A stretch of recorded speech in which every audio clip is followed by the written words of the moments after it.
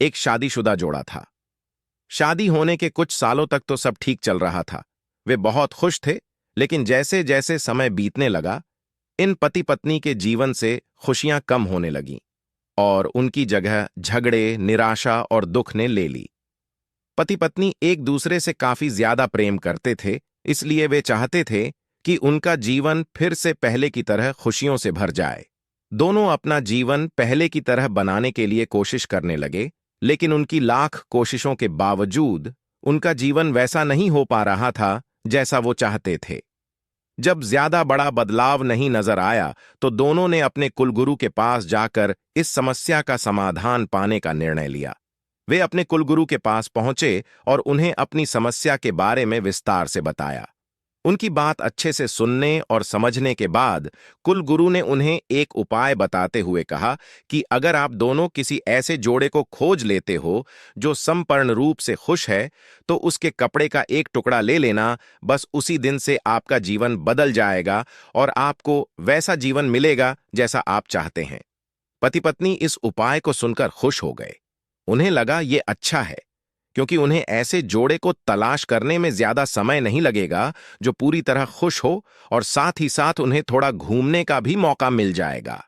इस जोड़े ने सोचा, सबसे ज्यादा सुखी जोड़ा वही हो सकता है जिनके पास धन धान्य की कमी ना हो। इसलिए उन्होंने सबसे पहले अपने राजा और रानी को मिलकर उनसे पूछना बेहतर समझा कि क्या वो संपूर्ण रूप से भी खुश हैं या नहीं।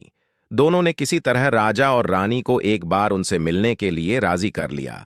जब वे दोनों राजा रानी को मिलने गए, तो उनका काफी अच्छे से स्वागत किया गया और खाने पीने को भी अच्छे से अच्छा खाना खिलाया गया।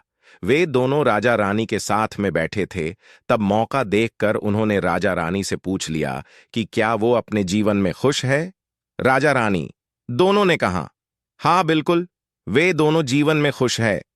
राजा रानी का जवाब सुनकर जोड़े को खुशी हुई, लेकिन फिर भी उन्होंने आगे बढ़कर पूछा, क्या आप दोनों पूरी तरह से खुश हो?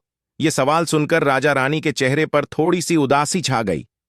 राजा ने कहा, हालांकि भगवान ने हमें जीवन में हर वह वस्तु दी है जिसकी जरूरत होती है, या यूं कहूं कि जरूरत से ज्यादा ही दी है, लेकिन एक संतान सुख अब तक हमें नसीब नहीं हुआ। राजा का जवाब सुनकर जोड़े को पता चल गया कि वे संपूर्णतः सुखी नहीं है। उन्होंने अपना सफर आगे जारी रखा। उन्हें पता चला कि दूसरे राज्य में एक बहुत धनी सेठ है। इस सेठ के पास धन दौलत के साथ साथ बाल बच्चे भी थे, इसलिए उन्होंने उनसे जाकर पता करना चाहा कि क्या वह पूर्णतः सुखी है या नहीं।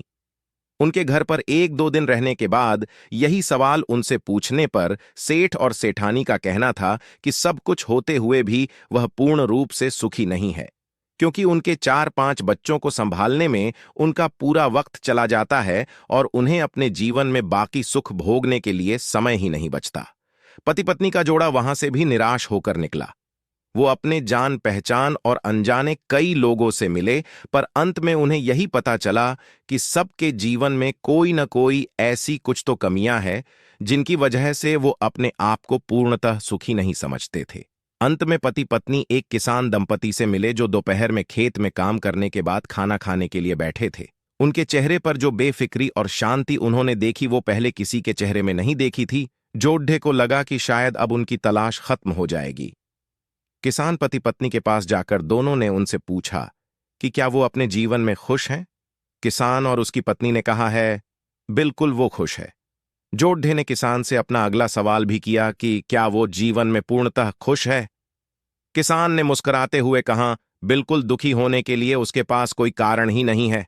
ऐसे ही हर तरह से सुखी दंपति की तलाश कर रहे जोड़े ने जब खुश होकर अपने सफर और कारण के बारे में बताते हुए किसान से उसके कपड़े का एक टुकड़ा मांगा, तब किसान चिंतित होकर बोला कि अगर उसके पास एक से ज्यादा कपड़े होते तो वो जरूर उन्हें अपना कपड़ा फाड़ कर दे देता।